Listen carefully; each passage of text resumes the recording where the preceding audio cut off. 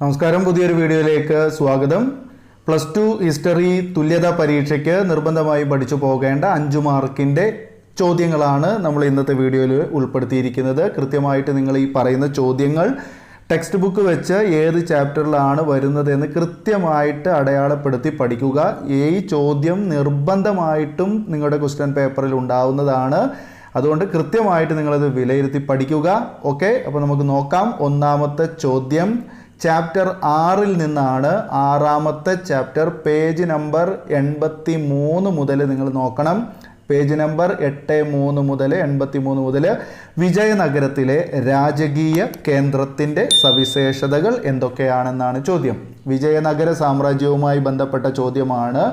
അവിടുത്തെ രാജകീയ കേന്ദ്രത്തിൻ്റെ സവിശേഷതകളാണ്. വിജയനഗര സാമ്രാജ്യത്തിൻ്റെ സവിശേഷതകളെക്കുറിച്ചാണ്, വിജയനഗരത്തിലെ രാജകീയ കേന്ദ്രത്തിൻ്റെ സവിശേഷതകളെക്കുറിച്ചാണ് എഴുതാനുള്ളത്. Chapter 6 page number 83. അതുപോലെ അടുത്തൊരു ചോദ്യം വരുന്നത് ചാപ്റ്റർ 5 നിന്നാണ്.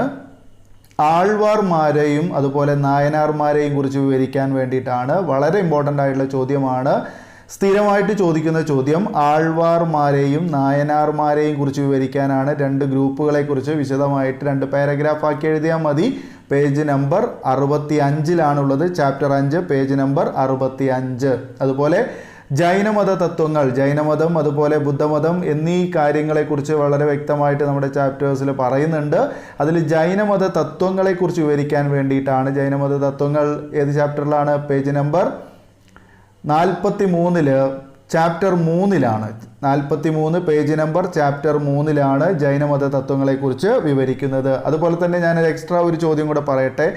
മഗധയുടെ വളർച്ചയ്ക്കുള്ള കാരണങ്ങൾ ഏവ എന്ന് പറഞ്ഞുകൊണ്ട് ചോദിക്കാം. മഗധ സാമ്രാജ്യത്തിൻ്റെ വളർച്ചയുമായി ബന്ധപ്പെട്ട ചോദ്യം വരാവുന്നതാണ്. ഓക്കെ, അതായത് മഹാജനപദങ്ങളിൽ ഏറ്റവും പ്രധാനപ്പെട്ടതാണ് മഗധ എന്ന് പറയുന്നത്.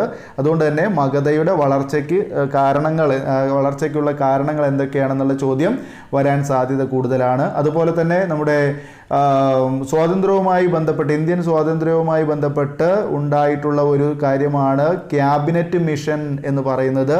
ക്യാബിനറ്റ് മിഷനെ കുറിച്ച് വിവരിക്കാൻ വേണ്ടി ചോദിക്കാം. ക്യാബിനറ്റ് മിഷൻ ചാപ്റ്റർ 12 നിന്നാണ് അതുള്ളത്. Cabinet mission chapter 12. അതിൽ അംഗങ്ങൾ ആരൊക്കെയാണ് എന്നും ചെറിയ മാർക്കിനൊക്കെ ചോദിക്കാവുന്നതാണ്. ക്യാബിനറ്റ് മിഷനിലെ അംഗങ്ങൾ ആരൊക്കെയാണ് എന്നൊക്കെ ചോദിക്കാം. അപ്പോൾ അത് page number 161 page number 161 chapter 12. കൃത്യമായിട്ട് ഞാനിത് നിങ്ങൾക്ക് പറഞ്ഞു തരുന്നത് ഇനി അത് തപ്പിപ്പിടിച്ച് നോക്കാതിരിക്കാൻ വേണ്ടിയിട്ടാണ്. ഇത് എവിടെയാണെന്ന് അറിയാത്ത ആളുകളൊക്കെ ഉണ്ടാവാം. അപ്പോൾ എന്തായാലും നിങ്ങൾക്ക് ഇന്നത്തെ രാത്രിയിൽ ഈ പറഞ്ഞ കാര്യങ്ങൾ മാത്രം നിങ്ങൾ പഠിച്ചാൽ തന്നെ നിങ്ങൾക്ക് മാക്സിമം ഒരു 60 മാർക്ക് ഉണ്ടാക്കാനുള്ള മരുന്ന് ഞാൻ ഇതിലൂടെ പറഞ്ഞു തരുന്നുണ്ട്.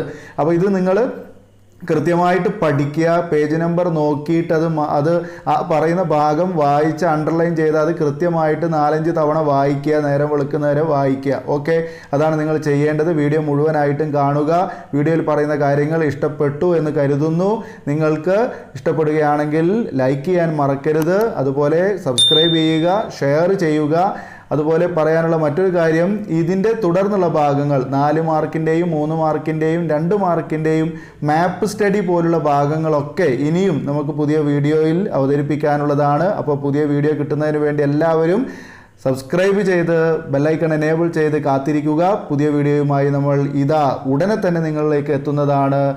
അപ്പോൾ വീഡിയോ കണ്ടിരുന്ന എല്ലാവർക്കും പ്രത്യേകം നന്ദി അറിയിച്ചുകൊണ്ട് നിർത്തുന്നു. അപ്പോൾ പുതിയൊരു വീഡിയോയിൽ കണ്ടുമുട്ടാം. എല്ലാവർക്കും നന്ദി, നമസ്കാരം.